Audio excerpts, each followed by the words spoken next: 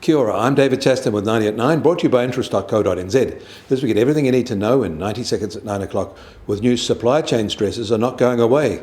We recently noted that the USDA sees falling corn inventories worldwide. A key reason is that China is buying up big, and that is causing infrastructure clogging in their ports. China's corn imports quadrupled in the first 4 months from a year earlier, while millet imports jumped 5 times, and barley shipments are up too, despite none arriving from Australia. These port unloading delays add to rising raw material costs that Beijing is struggling to control. They aren't managing to take the top off the high prices of iron ore or coal. Both rose again last week, and shipping costs turned up as well over the past week. Congestion at China's ports is having a ripple effect globally, and especially in the region. This backup is worse than the March 2021 Suez Canal blockage and will take longer to clear, some say. Not rising, however, were vehicle sales in China in May. They sold 2.1 million units in the month, down slightly from April and 3% lower than for May 2020.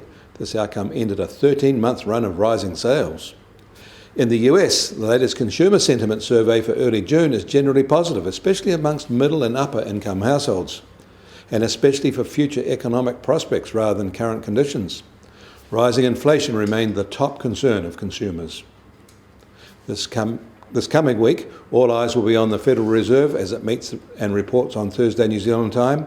Their attitude to inflation will be the big talking point.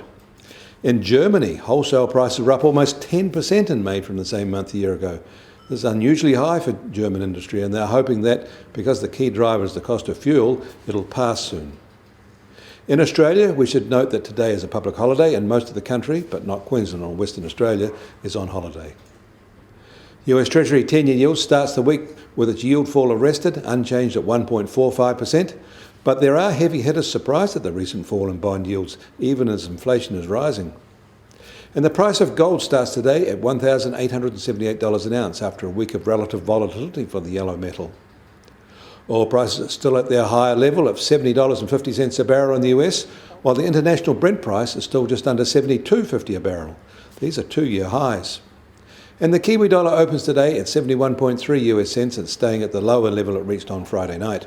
Against the Australian dollar, we're still at 92.5 Australian cents, and against the euro, we're still at 58.9 euro cents. That means our trade-weighted index starts today at 73.1 and a 2-month low. Kia ora, I'm David Chaston. That was 90 at 9, brought to you by interest.co.nz.